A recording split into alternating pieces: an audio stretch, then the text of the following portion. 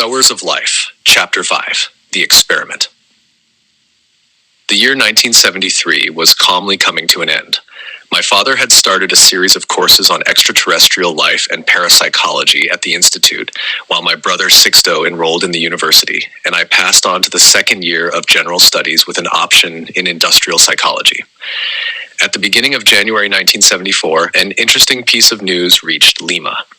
An article published in a local newspaper mentioned that at the end of the 60s, much evidence about the possibility of extraterrestrial life had been gathered. Among them, a great deal of radio waves and various sounds from the cosmos.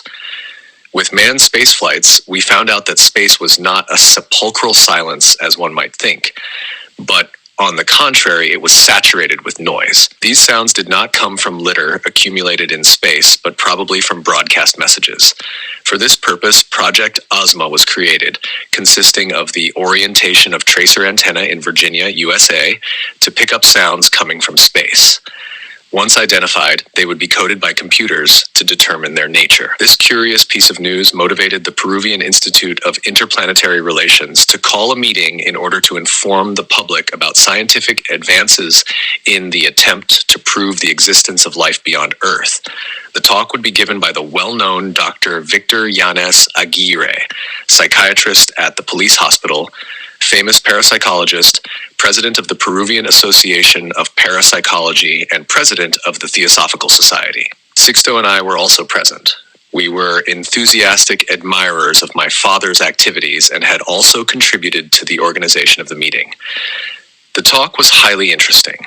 The speaker affirmed that not only was it possible to communicate with extraterrestrials through technological means, but that also in some recent encounters, contact had been made by telepathy. That is, the communication had been established through mental waves and thought reading.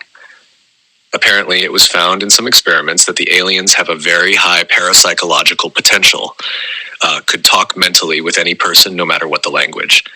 He commented, "While scientists and technicians pick up the signals coming from space and try to interpret them, a group of psychics or sensitives, that is, people endowed with extraordinary extrasensory perception and who use it freely, meet simultaneously to concentrate and send mental waves to space.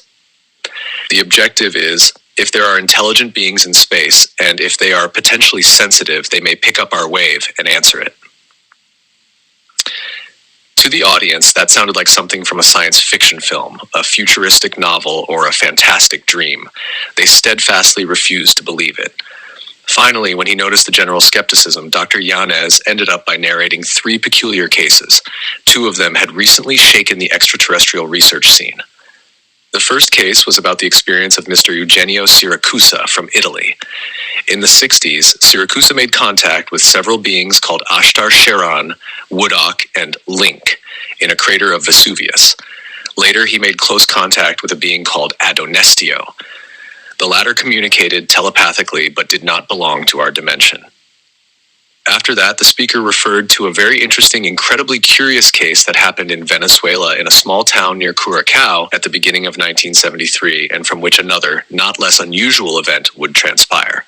Finally, he mentioned the recent experience undergone by Enrique Castillo Rincon, an engineer in Colombia, who contacted 2 extraterrestrials named Chromacan and Krisnamer from a group of stars in the Pleiades. According to Dr. Yanez, the experience in Colombia ensued from what had happened in Venezuela. To satisfy the curiosity he had aroused in the audience, Dr. Yanez began his narrative. In 1973, on a North American highway, some person was calmly driving his car when suddenly, with no apparent reason, it went out of control and violently crashed against a huge tree. Immediately, other cars stopped to help the driver, who they assumed would be injured inside the smashed car, but they were very surprised to see that there was nobody inside. The police were called and identified the car. It belonged to a young Venezuelan who lived in the United States. According to the information gathered, the young man had been a bright engineering student, dearly loved by friends and colleagues, and until recently had worked for a local nuclear power station. In the ensuing weeks after the accident, the police and government authorities tried to throw light on the case, but after a long, painstaking investigation, they could not reach a conclusion that would explain the mystery. The body had simply disappeared. Worst of all, it had vanished, leaving no trace, and everything had happened in the presence of all the other drivers who were on the highway at the time. The research continued for months with no results. The authorities had bought themselves a disturbing headache. The diplomatic groups demanded a conclusion, and pressure from relatives and friends grew stronger. The young man's family, living in a small, quiet town in the suburbs of Caracas, received an official communication sometime later stating the strange conditions in which the young engineer had disappeared. The information was contradictory, diffuse, and somewhat obscure as well. The American authorities considered it a case of revenge, probably followed by murder. As there was no corpse to be sent, they returned only his personal belongings. With no further explanations, the family had to accept the loss.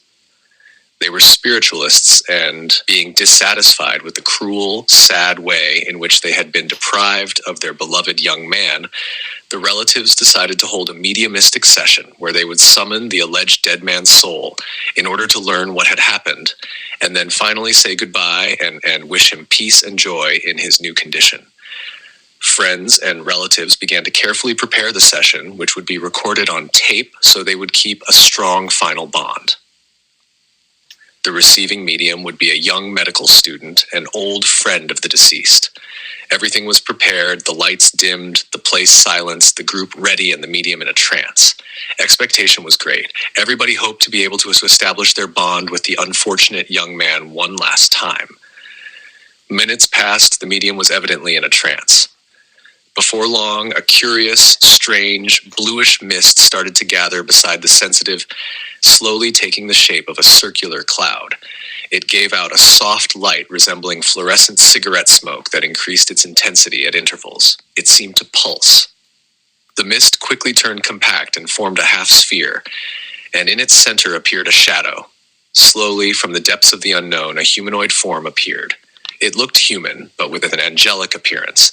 The face was beautiful with soft, well-defined lines, but serious. The eyes were light-colored and slightly oblong.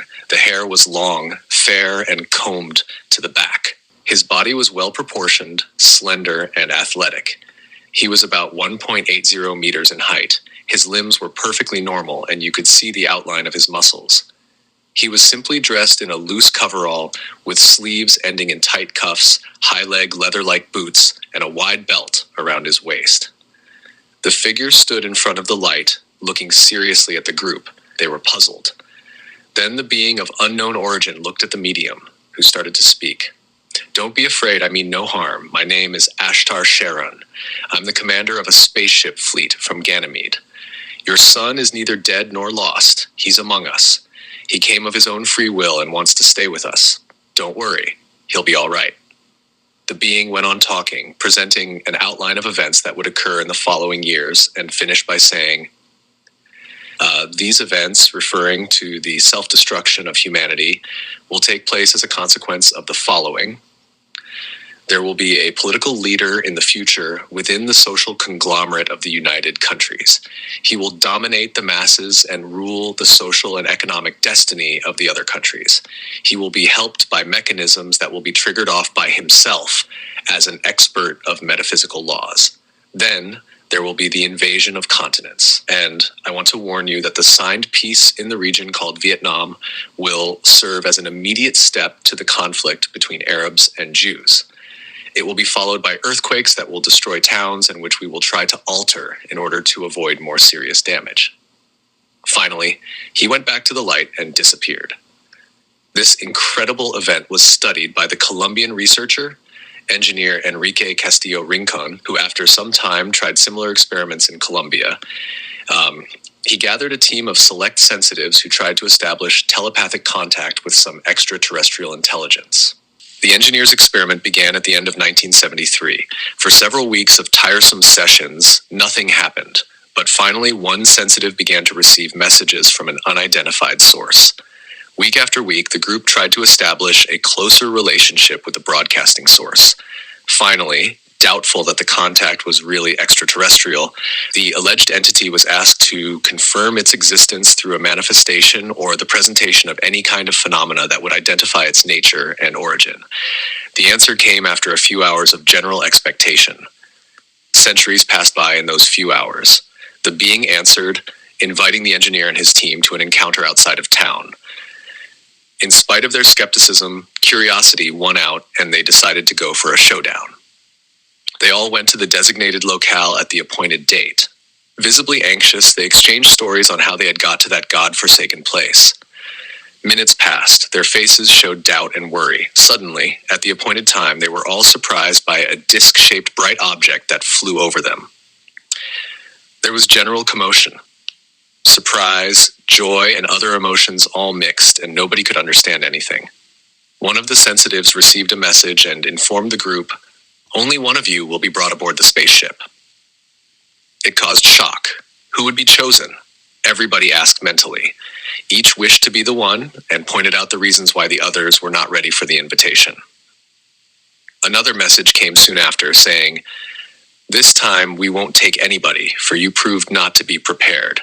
Egotistically, you despise each other, deprecating your companion out of pride and ambition.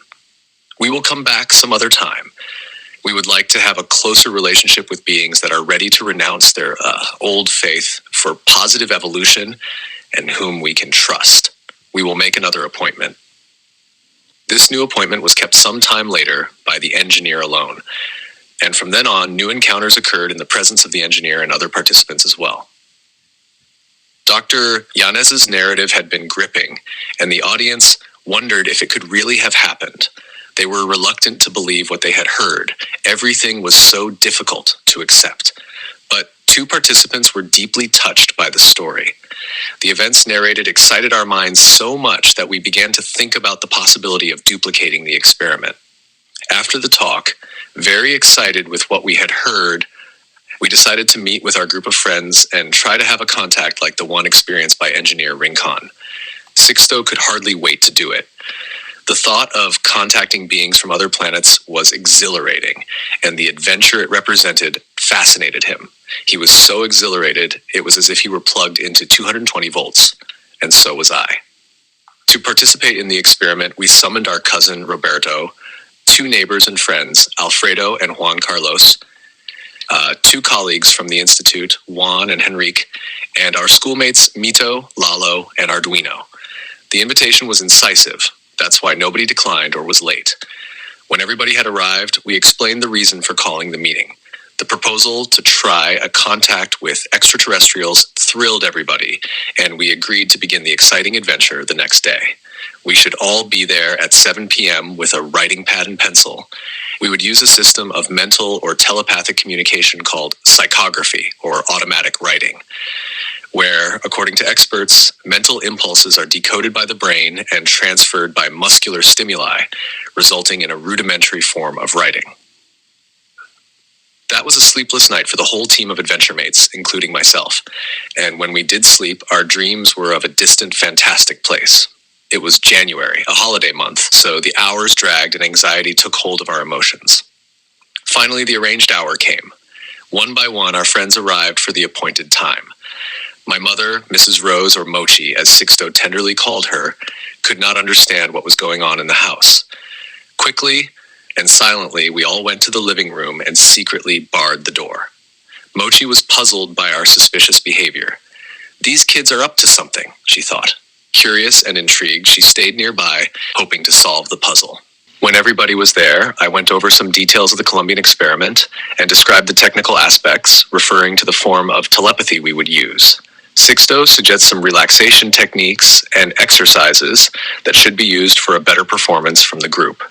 To better illustrate the idea, I told them about the experiment carried out by an officer of the submarine Nautilus of the North American Navy in the Arctic, when he established a telepathic contact with another officer at the Pentagon in Washington.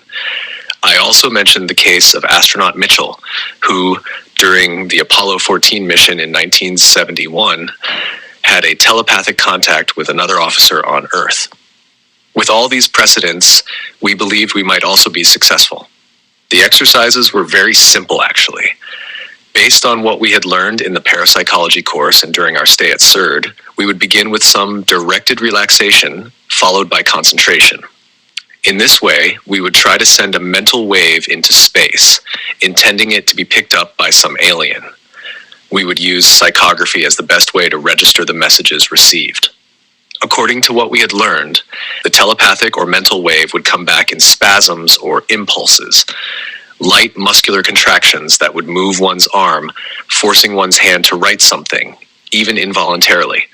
The group formed a circle with the receiving sensitive in the middle in order to get energetic help from all participants around him. Everyone would be a receiver in a sequence at the group's discretion. At 19:30, instructions were given to raise our thoughts to space and try an approach to the universe. After that, for a few minutes, each member of the group in turn tried, but without success, until we got to the last one. Visibly tired, uncomfortable, and frustrated, we made a last painstaking effort. It was Sixto's turn. Although he had been the first one to have the idea, he would be the last one to try it. Already, we breathed deeply and raised our thoughts to space again, repeating the exercise for the last time, doing our best in a final effort. Suddenly, a light warmth filled the room, and Sixto had a shock. He felt a series of violent, involuntary movements of his arm. Frightened, he threw the pencil away frantically, got up and said, "That's all for today. I think we've had more than enough. We'll try again some other day." My brother looked pale and could not understand what had happened. His hand and arm shook completely out of control. He felt an odd sensation of helplessness. On the other hand, he was starting to believe that it was all caused by his anxiety and euphoria, and some self-suggestion as well. Definitely, Sixto did not think it was real. You could feel disappointment in the air, but in spite of the sad result, the group buoyed their hopes for a future meeting, sooner rather than later. I left the house for a walk with Alfredo, Juan Carlos, and Roberto, while the rest went back to their homes. Sixto headed straight for his room, still upset. On his way, he met Mochi and Rose, our younger sister. They were curious and wanted to know what we were doing. He told them in detail about our fruitless attempt. Rose was shocked with the information and asked him to show them how it worked. Sixto agreed. They went to the living room and he showed them the steps we had followed, this time with Mochi's and Rose's help. Step by step, the exercises were repeated. Sixto was the receiver and the two women assisted him. His behavior was strange. He had resumed the experiment with no reluctance. He seemed to be drawn into it. He did not seem to remember what had happened a few minutes before. At 21:30 on the 22nd of January, 1974, an unknown, powerful force shook my agitated brother's hand. Wildly, the pencil drew lines in an incoherent movement. Sixto was frightened, pale, perspiring, and shaken. Nobody could explain nor understand what was going on, let alone knew what to do. My mother and my sister cried out for him to stop. Fright got hold of him, but he tried to overcome it, and in a moment of control, he managed to throw the pencil away. Feeling odd, he looked at what he had scribbled on the sheet of paper. Living room good for communication. We can talk about UFOs in your planet. My name is Oxalk. I'm from Moreland, a satellite of Jupiter. We will be able to communicate later on. Everybody was silent, did not know what to do. Sixto was angry and said that it was probably only his imagination. Greatly amazed and worried, he left the room.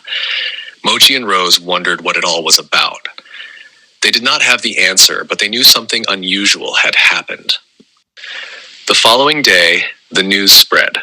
Rose, excited with the results of the previous evening, although she did not quite understand what had happened, spread the news of the received message to all the participants except me, who had just left for another town with some friends. That day, willing to learn details of the event, the members of the group asked Sixto for another demonstration. Reluctant and still skeptical, he finally gave in. His intention was to discover definitely whether or not something extraordinary was happening or was just mere autosuggestion. He thought that this time he would certainly have the answer. But this time, the result was beyond all expectations with everybody present. The being called Oxalk manifested again and talked about various subjects with clarity and depth. Everybody wanted to ask questions. Some questions were trivial, others were philosophical and answered accordingly. My friends had just discovered a new, unusual entertainment similar to the one with the little cup that we used to play when we were children. The difference was that now the answers came from an alleged extraterrestrial. A few days later, when I returned home from my trip, I learned of what had taken place in the house. Worried, I talked to my parents. I could not accept the results of those mental connections as real. To believe in intelligent life in other worlds or outer space is all right, but to believe that one of those extraterrestrial beings would contact a bunch of kids to answer futile questions was too absurd, I thought. However, excited over the channel of interplanetary communication that had been opened by Sixto, the group met in my house daily trying to get new information about Mr. Oxalk. One day, I could not stand it any longer. Deeply worried about what I considered my brother's bout of autosuggestion and fearing it would reach serious proportions, I decided to take part in one of these extraterrestrial contact sessions in order to disclose the truth and normalize everything again. In that particular meeting, some incredibly curious facts were presented. Among the questions asked, one in particular disturbed and astonished me even more. A lady, the mother of two of the youngsters in the group, asked the being about the book she was reading at the moment. Through Sixto, the being mentioned the name of the book, the writer, and the number of the page at which she had stopped. Something unusual must really be happening, I thought, puzzled. Even so, the hypothesis was that for some unknown reason, my brother had developed some kind of psychic telepathic power. However, to accept that the answers actually came from an extraterrestrial being was out of the question. Yeah. So I finally decided to interfere and asked, "Are you really an extraterrestrial being?" "Yes," he answered on the paper through Sixto. "Are you flesh and blood, physical material like us?" "Yes," he answered again. "Could you prove your concrete existence?" "Yes," he affirmed. "Well then, could we see you or one of your spaceships?" "Yes," he promptly replied. "Then when, how, and where?" I asked ironically. "On February the 7th, 60 kilometers south of Lima, but only your group," he answered psychographically. That was too much for my mind. "That's too much. How can it be? Can't Sixto realize what he's doing? Can't he recognize his fantasy?" "Well, at least we now have the means to put an end to the fakery and go back to normal," I thought, worried. For his part, Sixto was also perplexed and worried about what was happening, although he participated in everything. He did not know whether it was all his imagination or really an extraterrestrial mind communicating with him. The question I had asked Oxalk would finally enable him to find out the truth and so bury all his doubts. He must be mad, or perhaps he had accidentally achieved some kind of paranormality or was possessed by an entity. Sixto could not stand this uncertainty any longer either.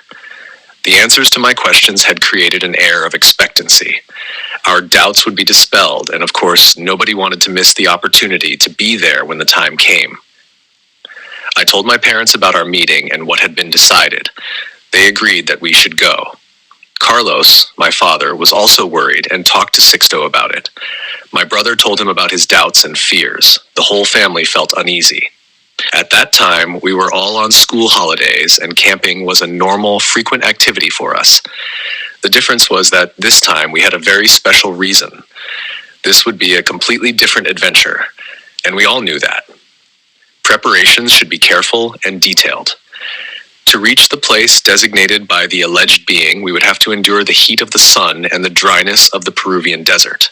In that wild, barren region, it would be impossible to count on water or on any help in case of difficulty. The thought that we were making arrangements to meet Mr. Oxalk in the middle of nowhere was maddening. I could not believe it. Anyway, we were going for the fun of the trip, and afterwards everything would return to normal again. Sixto was deep in thought. He was prepared for the worst, and he felt that the sooner he faced it, the better, although he was scared stiff. How will it all end? What awaits us? Each one of us asked ourselves. It would be a journey towards our destiny.